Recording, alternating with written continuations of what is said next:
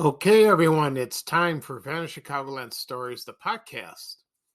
I'm your host, Pete Costanas. This is episode 161, season 7. Today's date is September 6th, 2022, and thank you for joining me today. I have a very nice episode coming up. Today I will talk about singer Jimmy Damon. He was a singer in the Chicagoland area. He entertained at clubs, parties, restaurants. He did mostly of those venues, and he has an interesting life. And I will talk about my memories of him. Also, I will do a wrap up of past posts on my Vanished Chicagoland Facebook page. I have a lot to cover. I've been way behind. So this will be fun. Right now, the program will go into a commercial break. And this program is brought to you by Hold Cough Suppressant.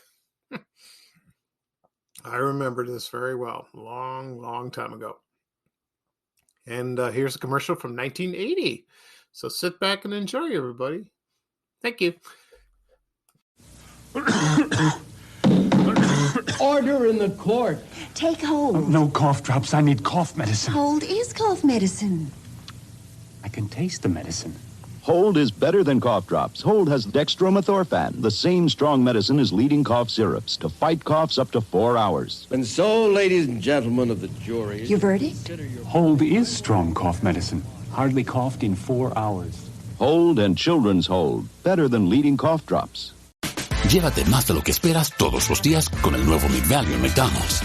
Ahora puedes comprar uno y sumarle otro por $1.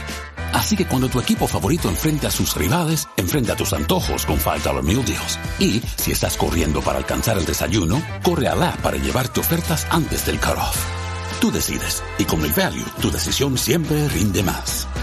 Precios y participación pueden variar. BOGO $1 válido para un producto de igual o menor valor. Debe estar registrado en Rewards para ofertas en el app. Okay, everyone, I hope you enjoyed that commercial for Hold Cough Suppressant. I remember this product very well. I used to watch this in the early 80s, on like primetime television, ABC, NBC. One memory that stood out, excuse me, in my youth. I used to see this cough medicine at your local drugstore or Walgreens, but I remember this at a local pharmacy. It was called Crestline. It was located at 79th Street and South Pulaski Road, right near Bogan High School, where I graduated. And I saw the display, and it was like a tube, the how it was packaged. And I remember the display on the counter, and I don't know how long this lasted. Maybe about a few years. I don't know, 5 years. And then it disappeared. We still have Halls, lozenges. We still have that, or Ricola. So I remember this very well. I have a funny feeling people around my age do too for that. Okay. In the beginning of the program, I mentioned I will talk about singer Jimmy Damon, and then I'll do a wrap-up of a past post on my Vanished Chicagoland page. Okay, and before I start, I have an announcement. Well, you probably heard about it before. Next Wednesday, September 14th, is the 60th anniversary of Family Classics that's hosted by Fraser Thomas of Garfield Goose. And that aired on WGN-TV, Channel 1 in Chicago. I posted yesterday, I believe it was yesterday, that I will do a video, or create a video. It'll consist of ads and photos with some music. Also, I will write a story on my blog, on Vanished Chicagoland blog. Also, I will do a podcast episode. This will happen very soon, probably this coming weekend or next week, right before the anniversary. So I gathered up all the photos, so it's ready to go. I will put teasers on of ads and photos, so that will be to alert everyone that it's coming. This will be a lot of fun. It'll be just like I did last year. I did the 60th anniversary of Bozo Circus, I did a story. I did on my blog. I also did a video and a podcast. And the year before that, I did Creature Features on the 50th anniversary in 2020. Same thing. So we'll see. Someone asked me if I could do one for Ray Rayner or Garfield Goes, and someone sent me an email about that, and I said yes, I will, but I don't think I'll do one this year. Maybe next year, maybe during the winter or something. I'll do one of those for sure. Okay, so here we go.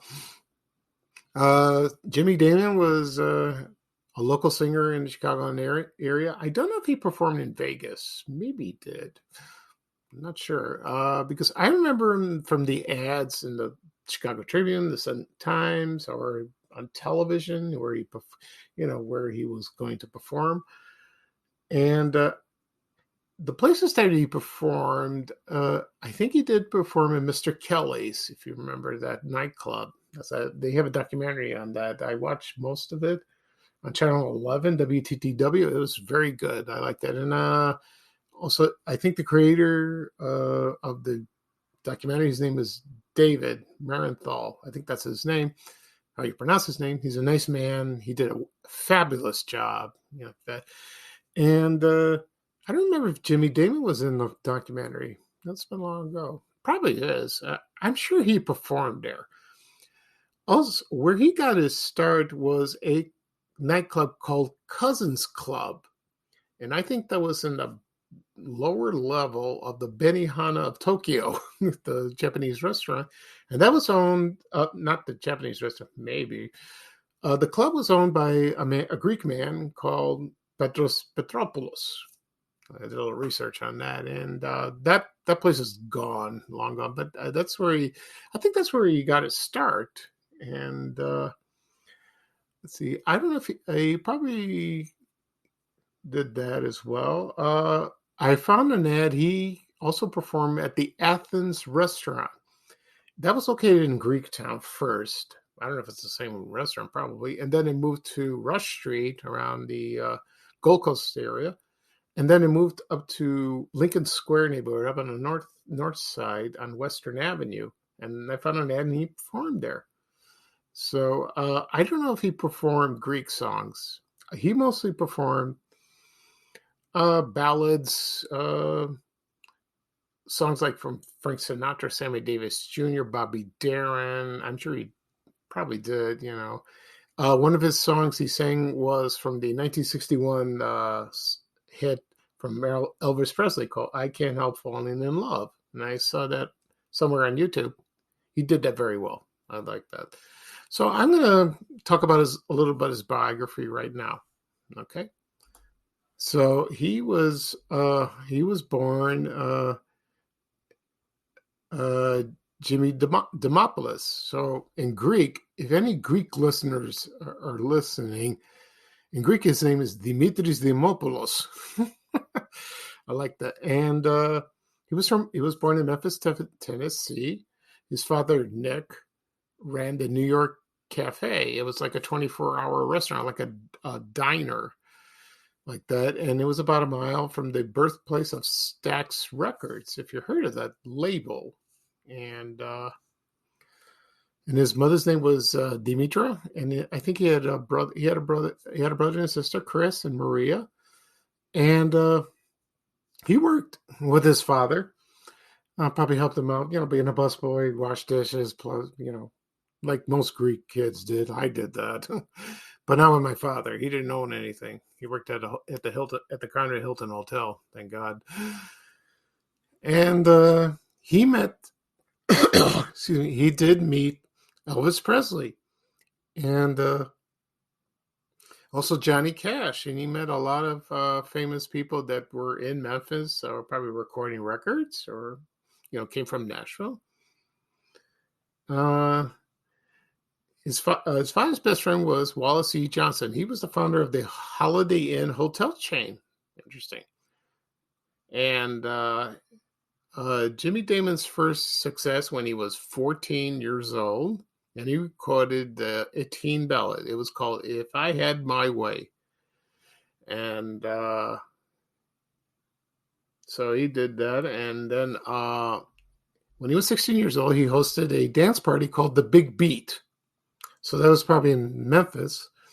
And he had his own fan club. And then, you know how it is, when you're a teen idol, like, for example, Ricky Nelson, the Beatles, Frankie Avalon, he had groupies. So, and then he left, and then he changed his name for Jimmy Demopoulos to Jimmy Damon. And then he left Memphis around 1970, 71, and then he came to Chicago. And he started performing, at restaurants or hotels. And he performed at the Empire Room. Also on, I don't know if you remember this radio show called the Don McNeil Breakfast Club. It was was broadcasted at the Tip Top Tap at the Allerton Hotel, still there. And so Mr. Kelly's, and he did that. Excuse me. And then he performed Sinatra songs, and he did that. And later on, he met Sinatra. I think he was an opening act for him. He also was an opening act for Bob Newhart, comedians and other entertainers. I believe Liberace as well. And let's see. So that happened. He performed from the 70s, 80s until all the way at the end to the, probably at the 2000s. Excuse me. Don't mean to cough. Excuse me a second. Okay. Then one of the funniest things about Jimmy Damon that happened to him was on Saturday Night Live, when comedian Bill Murray appeared, he did Nick the Lounge Singer, if you remember that. When I watched that, I had no idea it was based on him, when Saturday Night Live was on the air and I was in high school.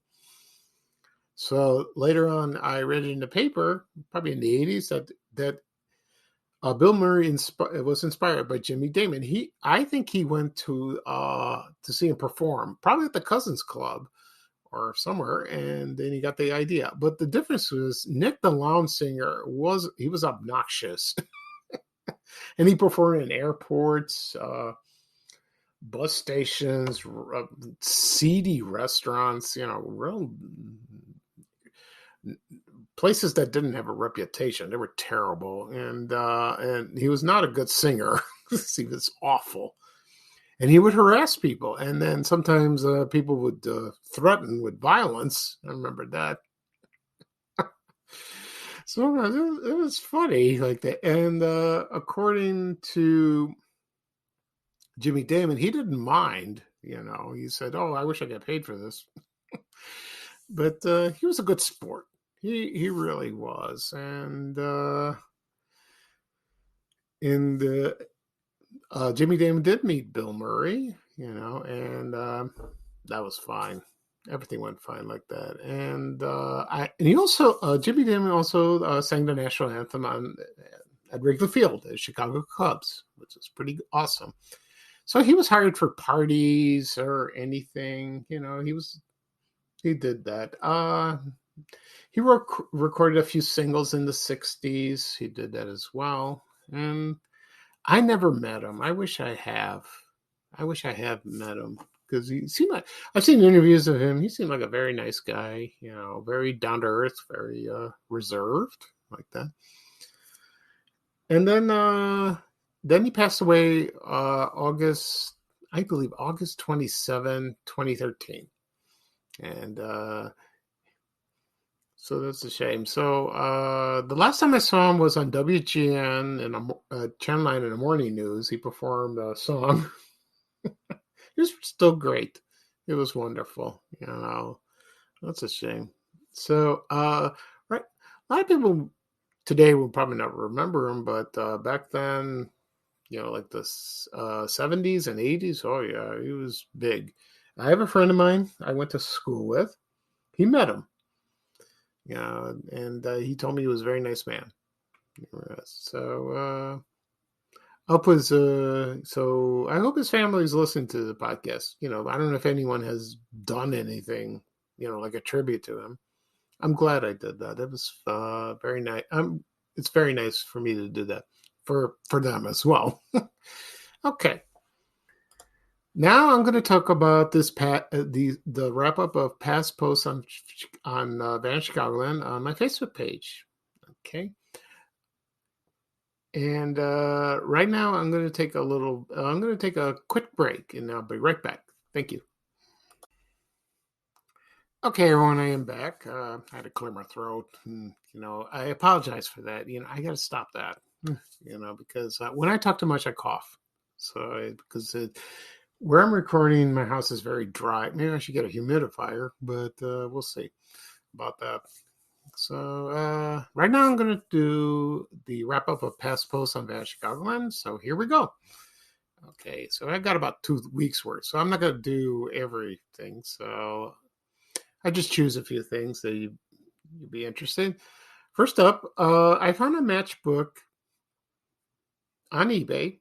It was from Dumbler's Restaurant, and it was like an ice cream parlor. And they had 2 locations. One was in Evergreen Plaza in Evergreen Park, Illinois, and the other one was in Lincoln Mall, Madison. I'll get to Evergreen Plaza in a moment because I have another photo of that. But Lincoln Mall has been closed and it's been torn down, so there's nothing there. But I remember this place, and they said it was a good restaurant. They had wonderful ice cream, and it's a nice memory. When I posted that, people were very pleased with that. Okay. And let's see. I found a photo of Lord and Taylor that was located in Woodfield Mall, and Lord and Taylor's gone. I think there's some stores in New York, maybe scattered, but in Chicago, no. That's it. And the photo was taken in 1982, and people remembered it, and it was a beautiful store and a beautiful clothes and all that, and they loved seeing that photo. It was right next to JCPenney. Okay, and then I posted a ad for Atari. I talked about Atari before, but they had that was a big deal back then in the early 80s because I owned one too. And my favorite game was Missile Command and Asteroids. So, I discussed that on a previous episode. Okay, and the other photo I have right now is it's a restaurant called the Epicurean Restaurant, and that was located on 316 South Wabash Avenue. And that serves Hungarian food. And a lot of people commented on my page, said this was a wonderful place. It was delicious, and underneath the sign, it said Strudel King. I don't know if it's undersigned or something like that, but they said it was wonderful. It was a wonderful place. And when I posted that photo of it, made people smile. It made them smile. Okay. Also, I found this photo on eBay. Somebody had a sign, and it was Salerno cookies. And this was an old sign. And it showed the butter cookies still being made, also the coconut bars, which I loved. And some people mentioned they showed that sign in High-Low Foods back in the day. And now I think to myself, I think I probably saw that when I was a kid. And I saw it in the late 60s and early 70s. And that was for sale, and that looked gorgeous. So I think somebody bought it like that. Also, I posted a chess set from Croc and Bertano's bookstore. Remember that? People still miss that bookstore to this day. We still have bookstores. We have Barnes & Noble. Borders is gone. I miss that too. But Crocs was the best on Wabash Avenue. Oh, beautiful memories. Beautiful store. Okay, and then this one is one of the most popular posts I did. On August 24th, 1952, the Evergreen Park Shopping Center opened in Evergreen Park, Illinois. And I found a photo from the 1950s. This was a color photo. and they showed all the 1950s cars and all that, and that was a big deal. It was one of the largest indoor shopping malls that ever opened, one of them. And then it converted to an indoor, now it's back to they tore it down, and now it's back to an outdoor one. And I think there's Whole Foods. I haven't been there in a while. Carson's was there for many years, but they closed that. And now in the news, I heard that Macy's is going to open like a clothing store, which is great. That's wonderful. So it's not empty. And I have my memories of Evergreen Park, Evergreen Plaza. I went shopping there a few times, and I went to the theater. I saw Grease there, and it's very convenient. You could take the bus and go there. And so when I posted it, a lot of people had a lot of memories. A lot of stores where they worked, where they shopped. It's a beautiful photo. It really is.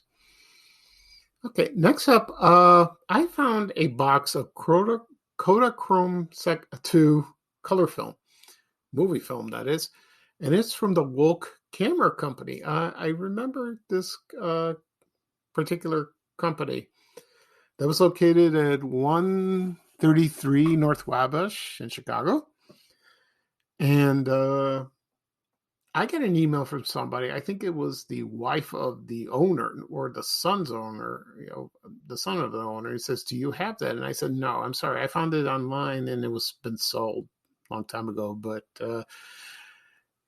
people remember this camera company. They remember Shutan. They remember, what was the other one? Line Photo.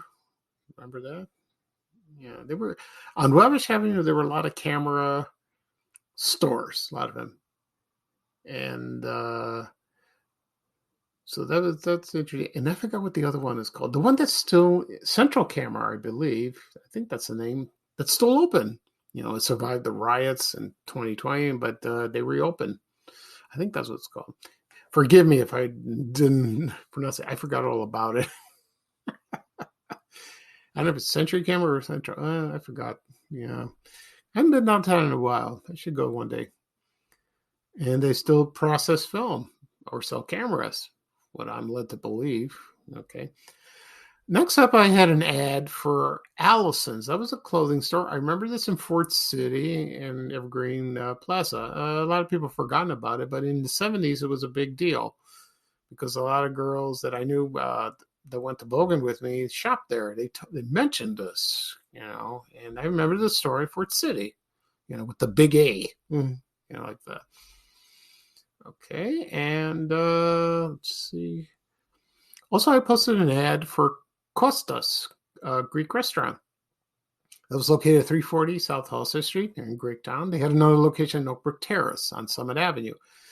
I never went to this restaurant. I wish I did, and I heard it was very, very good. And I was contacted by the daughter of the owner, and she said, "This is a very nice thing you did." And he's a relative of my best friend, which I forgot. I didn't know. And it caught fire and didn't rebuild it. So that was gone. Okay. And next up, I had, this was another popular photo I posted. It was the Venture store located at 95th Street and South Pulaski Road. And when I posted that, it had an ambulance from the Evergreen Park Fire Department. People love this store. They work there, to shop there. They remember when Kmart closed across the street. It was, sort of across the street. And then they moved when Venture closed. And then Kmart's gone. And, Kmart was with Jewel Grand Bazaar. Remember that? Now it's Jewel. And I've been to that area many times because my doctor lives near, not lives, I go to my doctor. His office is located there, east of that. And right now they have, it's a medical center building, but they have the Shake Shack and they have a Panera there. And I forgot, and I think the Longhorn Steakhouse is there, but there was Venture there. But they had Chuck E. Cheese, but that closed, and it was very controversial over there. I'm glad it's gone. And across the street is Portillo's, where Jack Thompson Oldsmobile was located, and we bought a car there in the early '80s. In there, and but right now it's Portillo's, and I was just there about a couple weeks ago, for lunch. So that's great. Next up, I have this. I totally forgot. It was the Super Video Arcade cartridge game system. It was from Sears. And it was like from, do you remember Mattel Intellivision? That was like that. And it was a video game. And you had the controls, like not joysticks, but like controls. It had a round dial and all that, kinds of games like that. I remember this. And they had a display. I remember this at Sears, probably in Chicago Ridge Mall. And they had it where you can, sample it. You could try it out with the game. I tried it once, and it was kind of nice. This was during when I was in college. And I found this on eBay. I don't know if it still works. Probably still works if you're into that. It's a little archaic, but looked like fun. It really does. This was like a competition with Atari. Okay. Next up, these I used to like. I remember these music surveys during the 70s. They had them in the 60s and the 70s, but this is when I was a teenager. They had from WLS, 890 AM or FM, and then from, what's the other one? WMET, WCKG, WeFM. Remember that? And then then they changed to WDAI for the disco era. That's an interesting topic. I might talk about that someday. But this one I found online. It was the WLS Radio 89 Hit Parade. It was from May 4th, 1970. And on the back of the survey was an ad for John's Frozen Pizza, John's Pizza Pies. Oh, still like that pizza a lot. So did everyone else, basically. Okay, and another photo I posted, this was a very personal one. I posted this before on some occasions on Facebook. It's a picture of me and my brothers in front of Chicken Unlimited. And that was located at 111th Street and South Michigan Avenue in the Roseland area. We lived there for 5 years. My father owned a shoe store. We owned the property. We lived above the apartment. And we dined there many times. My mother took me there, and we had the chicken. The fries were good. The Wham burgers, it's like a hamburger.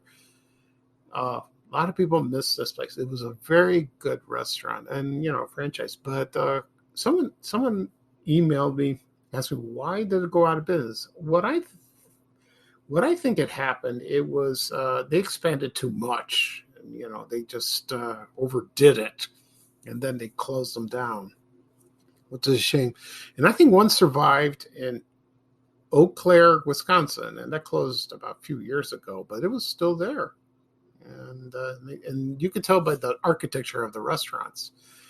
There was one on 79th and Cicero. There was one in Marquette and South Pulaski. There was a lot on the north side, and I think on Clark Street, by the Edgewater neighborhood. But this, the building is still there on 111th Street, but now it's a currency exchange, and that's been a currency exchange for a long time. So that's good. But the you could tell the architecture a little bit that it was Chicken Unlimited. Okay, and next up, I found a photo of a bus turnaround that was located on West Diversey Avenue in Harlem, right in the corner, where the 76 Diversey bus ended the route. And there was a picture of a restaurant called Presto Pizza. Right now, I heard it's a Mexican restaurant now, but this is from 1965, and it had the cool fishbowl bus, the CTA bus, and it was green. That's a nice photo. It's beautiful, and that borders Elmwood Park, Illinois. So when people saw that, they were happy.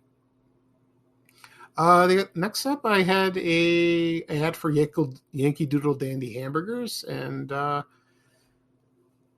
The one I remember, there was one, I think at 50, the one that was on the south side near my old house was at 59th Street in South Kedzie in the Marquette Park neighborhood. I think it was right near Arthur Treacher's Fish and Chips. But there was a list of that was opening. It was Yankee Doodle Hamburgers. There were some in the suburbs in the city.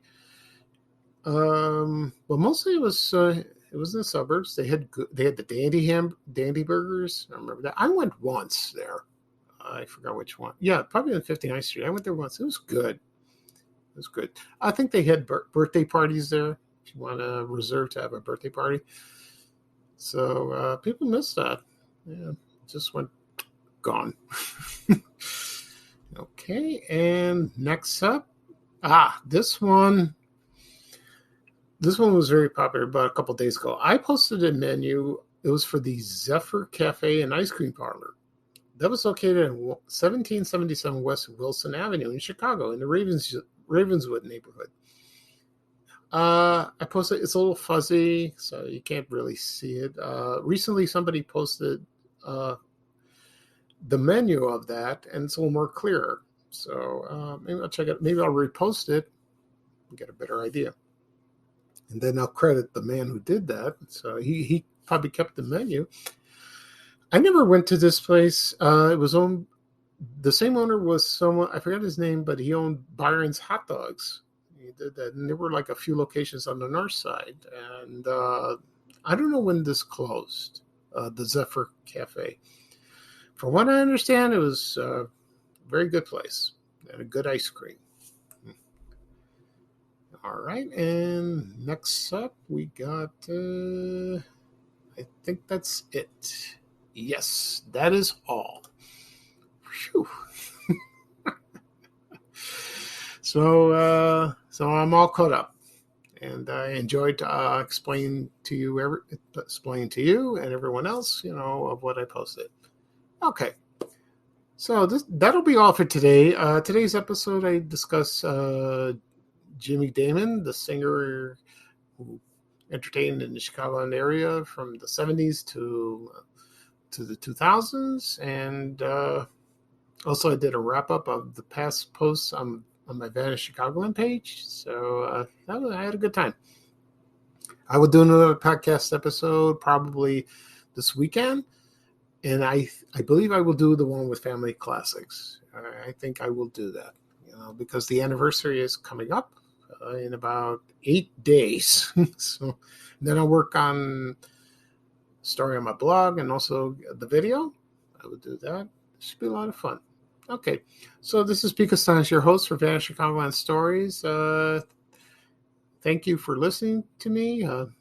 Forgive me for the coughing. I will do better. And I hope everyone have a great day. And right now, bye-bye from me. And here's Ray Rayner with a little traveling music saying bye-bye-bye. So take care, everyone. So long. We have to go. Bye, bye, bye.